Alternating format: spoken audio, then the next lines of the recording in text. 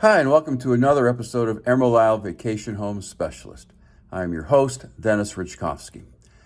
Some of you recognize me as the co-owner of Flip Flops Donuts, and some of you know me as your broker of real estate who specializes in waterfront and waterview properties along the Crystal Coast, especially on boat banks and in my town of Emerald Isle, North Carolina. On this channel, you will find essential information from the inside scoops on buying and selling houses to how to live with the ocean, rivers, and sounds that define the Crystal Coast. Today's episode is all about whether or not the town of Emerald Isle will construct a dog park. Whether you visit here occasionally or live here full time, finding solutions to satisfy the recreational needs of residents and their canine companions is a story worth telling. Before I begin, please subscribe to my video channel now or at the end of this episode. This week, the Emerald Isle Town Commissioners will receive and discuss a long-awaited master plan for the 30-acre McLean-Spell Park located behind the Emerald Isle Community Center and along Archers Creek.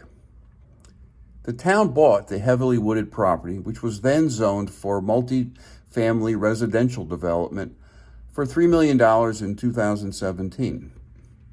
One reason for the purchase was the town's interest in maintaining the land, or most of it, in its natural maritime forest state forever.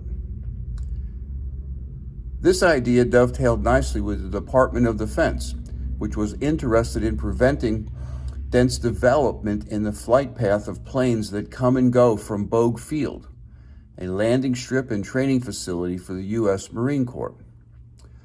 Both of these goals fit well with the North Carolina Land and Water Trust, which was looking for a way to protect and improve the water quality in Archers Creek, a tributary of Bogue Sound.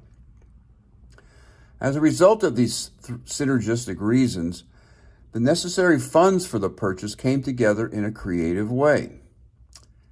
Half of the purchase cost, $1.5 million, came from the military.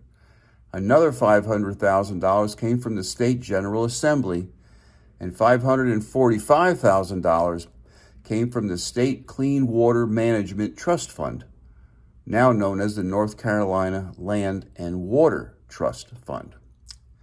A rare collaboration of local, state, and federal agencies that should be celebrated and replicated again and again. Most of the land, about 20 acres, is to remain forever in its natural maritime forest state under terms of the state grant that contributed much towards the purchase cost. But town officials have said about 10 acres could eventually be used for such things as a dog park and possibly a ball field. And that is why Town Manager Matt Zapp and the commissioners hired Summit Design and Engineering of Hillsborough, North Carolina, back in April to develop a master plan for the heavily wooded space crisscrossed with walking trails and named after two of the town's founding fathers, John McLean and Arnold Spell. Town Manager Matt Zapp will brief commissioners during their monthly session this week, which will begin at 6 p.m. on Tuesday in the meeting room beside the police department and online via the town's Facebook page.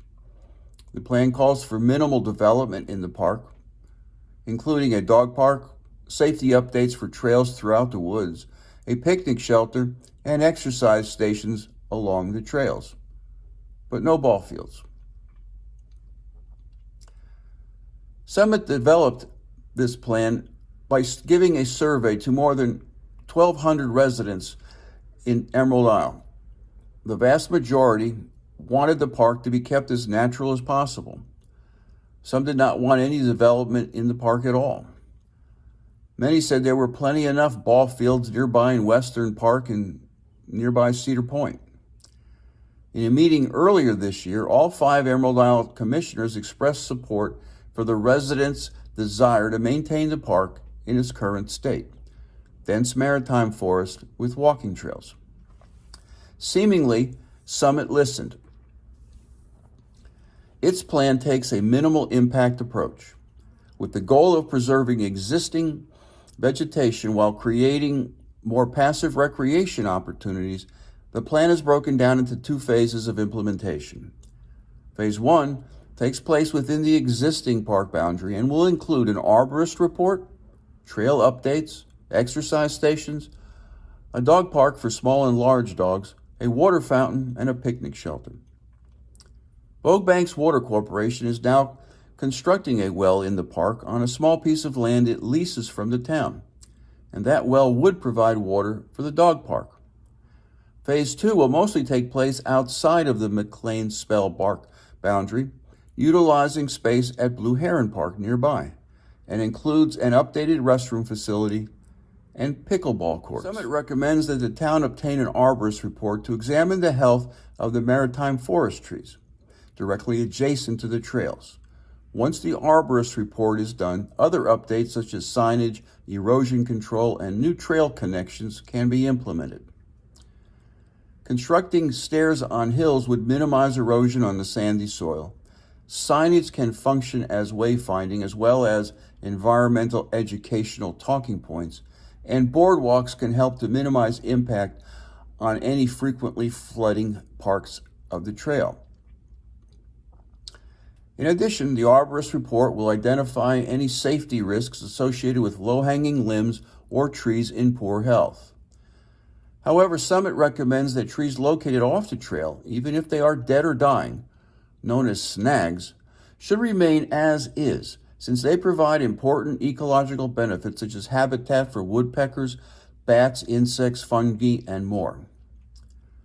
The plan states that exercise stations placed at various nodes along the trail can create recreational opportunities without significant environmental impact. Prefabricated or easily assembled equipment can simplify the job. Opting for wood rather than plastic will blend with the existing naturalistic character of the park. As for the dog park, Summit recommends adding a 1-acre dog park with separate runs for large and small breeds, along with signage, trash receptacles, and waste bags.